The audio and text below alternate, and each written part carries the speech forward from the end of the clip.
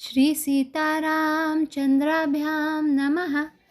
महर्षि वाल्मीकि प्रणीत श्रीमद् वाल्मीकि रामायण बालकांड। चौथे सर्ग में हमने सुना कि किस प्रकार राजकुमार लव और कुश को स्वयं भगवान श्री राम ने अयोध्यापुरी में रामायण काव्य का गान करने के लिए आमंत्रित किया और वो खुद धीरे धीरे उस गान को सुनने में तन्मय हो गए। अब आगे पंचम सर्ग में हम सुनेंगे राजा दशरथ द्वारा सुरक्षित अयोध्यापुरी का वर्णन। ये सारी पृथ्वी पूर्व काल में प्रजापति मनु से लेकर अब तक जिस वंश के विजयशाली नरेशों के अधिकार में रही है, जिन्होंने समुद्र को खुदवाया था और जिन्हें यात्रा काल में 60,000 पुत्र घेर कर चलते थे, वे महाप्रतापी राजा सगर जिनके कुल में उत्पन्न हुए, इन्हीं इक्ष्वाकु वंशी महात्मा राजाओं की कुल परंपरा में रामायण नाम से प्रसिद्ध इस महान ऐतिहासिक काव्य की अवतारणा हुई है। हम दोनों आदि से अंत तक इस सारे काव्य का पूर्ण रूप से गान करेंगे। इसके द्वारा धर्म, अर्थ, काम और मोक्ष चारों पुरुषार्थों की सिद्धि होती है। अतः आप लोग दोष दृष्टि का परित्याग करके इसका श्रवण करें। कौशल नाम से प्रसिद्ध एक बहुत बड़ा जनपद है जो सरयू नदी के किनारे बसा हुआ है। वह प्रचुर धन धान्य संपन्न, सुखी और समृद्धशाली है। उसी जनपद में अयोध्या नाम की एक नगरी है जो समस्त लोकों में विख्यात है। उस पुरी को स्वयं महाराज मनु ने बनवाया और बसाया था। वह शोभाशालिनी महापुरी 12 योजन लंबी और 3 योजन चौड़ी थी। वहाँ बाहर के जनपदों में जाने का जो विशाल राजमार्ग था, वह विविध वृक्षवलियों से विभूषित होने के कारण सुस्पष्टतया अन्य मार्गों से विभक्त जान पड़ता था। सुंदर विभाग पूर्वक बना हुआ महान राजमार्ग उस पुरी की शोभा बढ़ा रहा था। उस पर खिले हुए फूल बिखरे जाते थे तथा प्रतिदिन उस पर जल का छिड़काव होता था। जैसे स्वर्ग में देवराज इंद्र ने अमरावतीपुरी बसाई थी, उसी प्रकार धर्म और न्याय के बल से अपने महान राष्ट्र की वृद्धि करने वाले राजा दशरथ ने अयोध्यापुरी को पहले के अपेक्षा विशेष रूप से बसाया था। वह पुरी बड़े बड़े फाटकों और किवाड़ों से सुशोभित थी। उसके भीतर पृथक पृथक बाजारें थी। वहाँ सब प्रकार के यंत्र और अस्त्र शस्त्र संचित थे। उस पुरी में सभी कलाओं के शिल्पी निवास करते थे।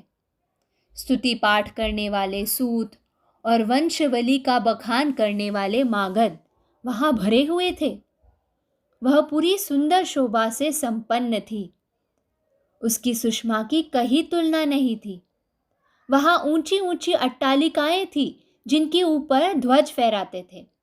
सैकड़ों शताग्नियों या तोपों से वह पुरी व्याप्त थी। उस पुरी में ऐसी बहुत सी नाटक मंडलियां भी थी जिनमें केवल स्त्रियां ही नृत्य एवं अभिनय करती थी। अयोध्यापुरी में चारों ओर उद्यान तथा आमों के बगीचे थे।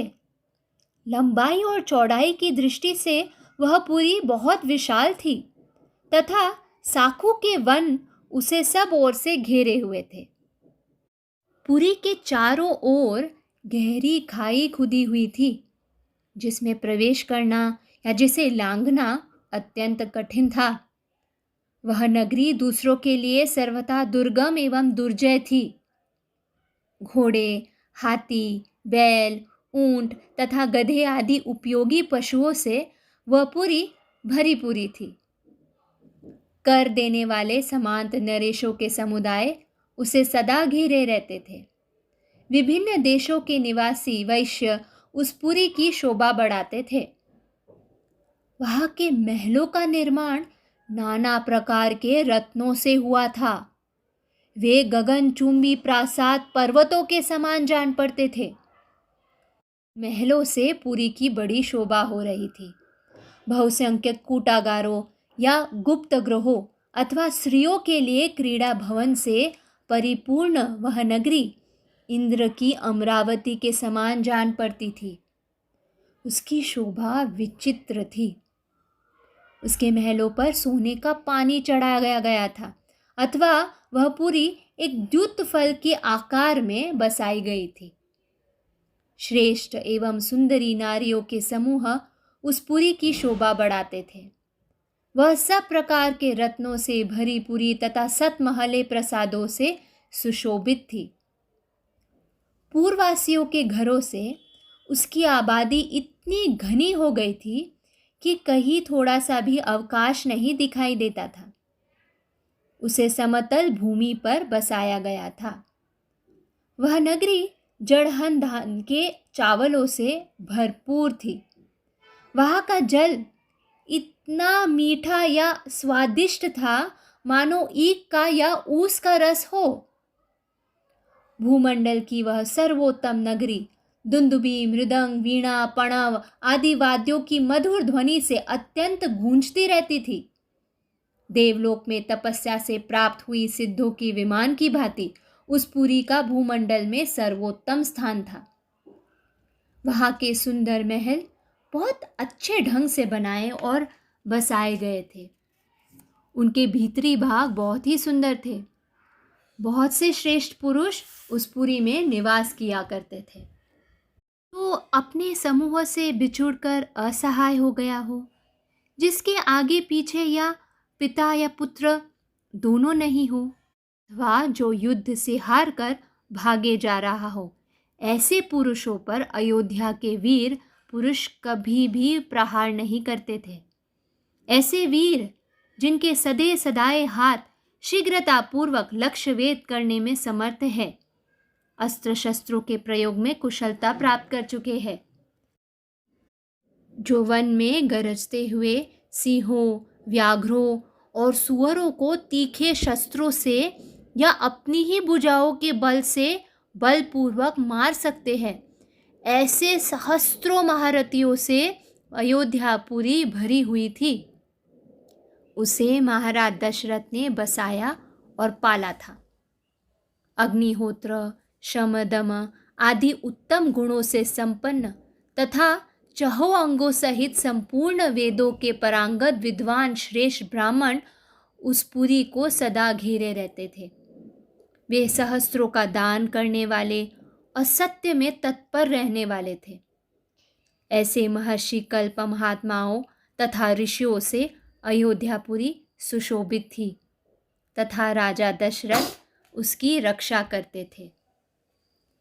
इस प्रकार श्री वाल्मीकि निर्मित आश रामायण आदि काव्य के बाल कांड में 5वां सर्ग पूरा हुआ। तो कल हम सुनेंगे राजा दशरथ के शासनकाल में अयोध्या और वहां के नागरिकों की उत्तम स्थिति का वर्णन। धन्यवाद।